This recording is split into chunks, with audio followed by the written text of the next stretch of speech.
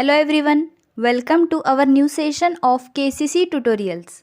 मुलांनो, आज आपण 9th स्टँडर्डच्या इंग्लिशच्या पुस्तकातील ग्रेट सायंटिस्ट हा लेसन शिकणार आहोत. या लेसनचा उर्वरित शेवटचा भाग आता आपण या व्हिडिओमध्ये पाहणार आहोत. या आधीच्या व्हिडिओमध्ये आपण सुरुवातीचा भाग पाहिलेला आहे. हा शेवटचा व्हिडिओ आहे ज्यामध्ये आपण पुढील भाग अभ्यासणार आहोत. व्हिडिओ स्टार्ट करण्याआधी एक रिक्वेस्ट आहे की आपल्याला जर आमचे व्हिडिओज आवडत असतील, त्याचा फायदा होत असेल तर याला जास्तीत जास्त लाईक, शेअर व कमेंट करा आणि आमच्या चॅनलला सबस्क्राईब करा. चला तर मग सुरू करूयात आपला पाठ great scientist.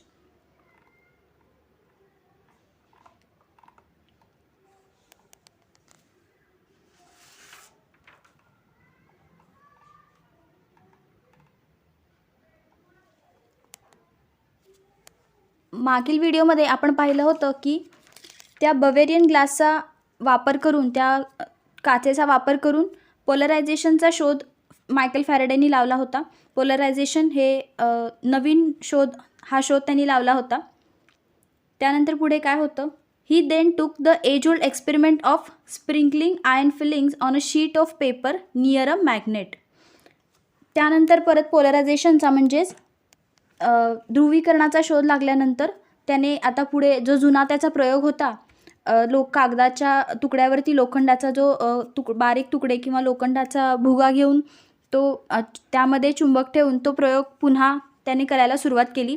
Making circular patterns, त्यातून सर्क्युलर गोलाकार असे आकार त्याने तयार करायला सुरुवात केली. कागदाच्या तुकड्यावरती लोखंडाचा भुगा टाकून मध्ये चुंबक ठेवून, त्याच्याजवळ चुंबक ठेवून गोलाकार नक्षी तयार करण्याचा तो जुना प्रयोग त्याने करायला सुरुवात केली. He went on to prove म्हणजे त्याला हे सिद्ध करायचं होतं that these patterns were not a property of iron feelings.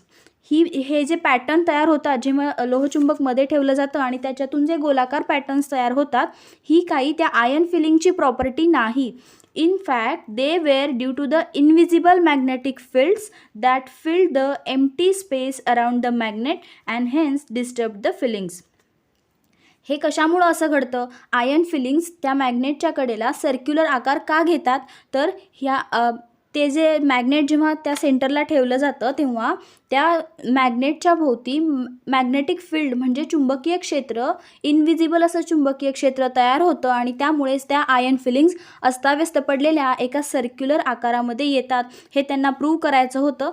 In fact they were due to invisible magnetic field म्हणजे अदृश्य अशा त्या मॅग्नेटिक फील्डमुळे हे सगळं घडतं, हे त्यांना प्रूव्ह करायचं होतं आणि म्हणून ते हे प्रयोग करायला त्यांनी परत सुरुवात केली.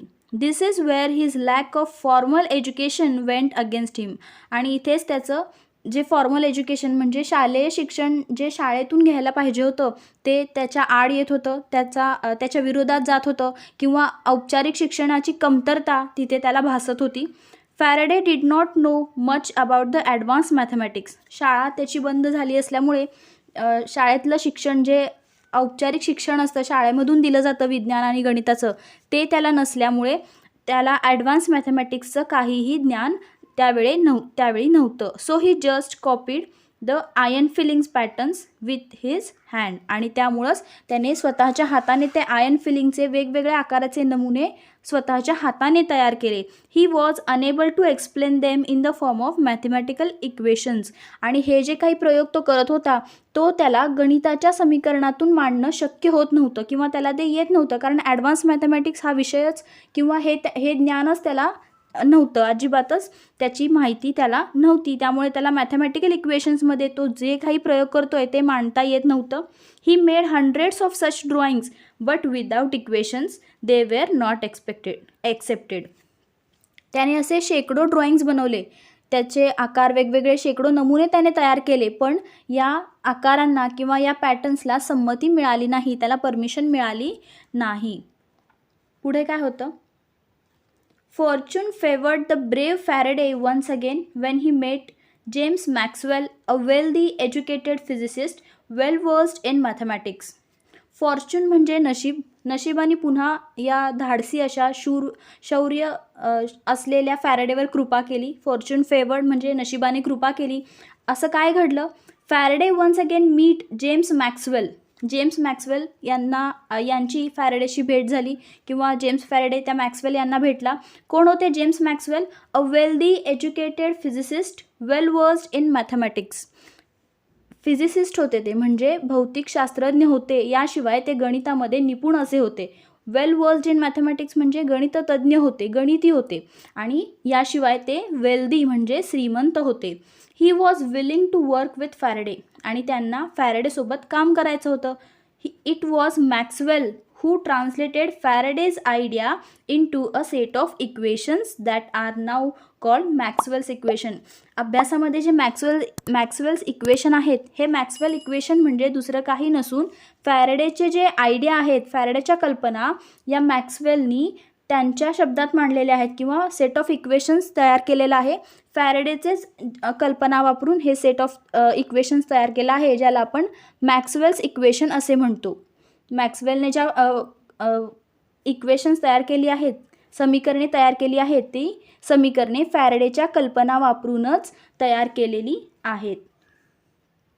There combined work has helped us in many veg.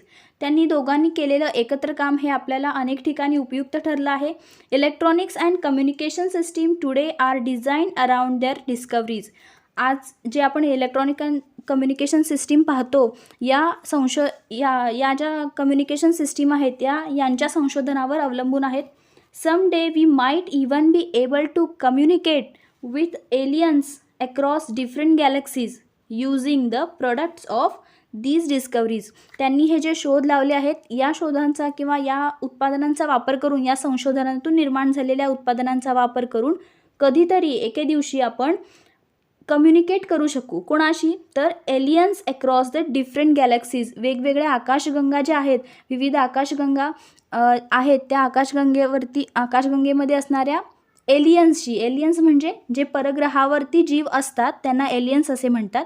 तर त्या एलियन्सशी आपण कदाचित संवाद साधू शकू असं इथं सांगितलं गेलं आहे. Faraday's life started with difficulties.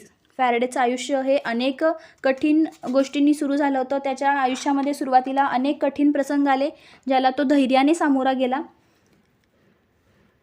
But as a great scientist he met each difficulty with perseverance and conviction. पण एक महान शास्त्रज्ञ म्हणून, ग्रेट सायंटिस्ट म्हणजे महान शास्त्रज्ञ म्हणून कठीण अडचणीला तो सामोरा गेला with प्रिझर्वन्स and conviction.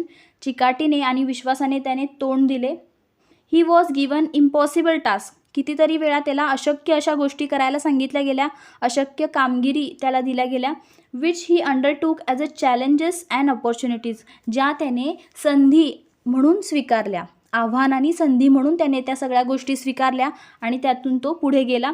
He epitomises what the Walt Disney character Pinocchio said. Walt Disney यांच्या पिनाशिओ पात्र जो म्हणतो, त्याचा तो एक आदर्श नमुना आहे, एक आदर्श असं आहे. काय म्हणतात ते? When you wish upon a star it does not matter who you are. जेव्हा तुम्ही एखाद्या ताऱ्याची इच्छा बाळगता, तेव्हा तुम्ही कोण आहात हे महत्त्वाचे नसते. तुम्ही जी इच्छा बाळगली आहे, तुम्ही जे स्वप्न बाळगलं आहे, ते महत्त्वाचे असते. ते स्वप्न तुम्ही पूर्ण केले पाहिजे, असं वॉल्ट डिस्ने यांच्या कॅरेक्टर पिनाशिओ यांचं म्हणणं आहे. आणि याचा उत्तम नमुना म्हणजे, आदर्श नमुना म्हणजे the great legend Michael Faraday हे होते. From the introduction to Reignited by APJ Abdul Kalam and Srijan Pal Singh. APJ Abdul Kalam आणि श्रीजन पाल सिंग यांच्या रिग्नायटेड या पुस्तकेतून, परिचय पुस्तकेतून हा लेसन आपल्याला अभ्यासाला होता. हा लेसन इथे संपलेला आहे. यातील वर्ड मिनिंग्स आता आपण पाहू.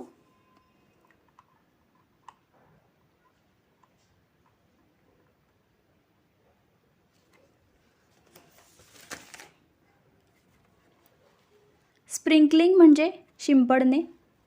इनविजिबल म्हणजे अदृश्य. मॅथमॅटिकल इक्वेशन्स म्हणजे गणितीय समीकरणे. वेल्दी म्हणजे श्रीमंत. फिजिसिस्ट म्हणजे भौतिकशास्त्रज्ञ. वेल वर्स्ड म्हणजे निपुण असणे. डिस्कवरीज म्हणजे शोध.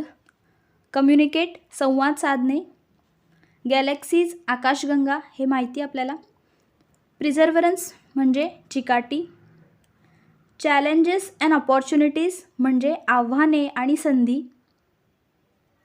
एप्टोमायसेस म्हणजे आदर्श नमुना. आणि अशा पद्धतीने हा लेसन इथे संपलेला आहे. आपल्याला जर हा व्हिडिओ आवडला असेल तर याला जास्तीत जास्त लाईक, शेअर व कमेंट करा आणि आमच्या चॅनलला सबस्क्राईब करा. And thank you for watching our videos and goodbye.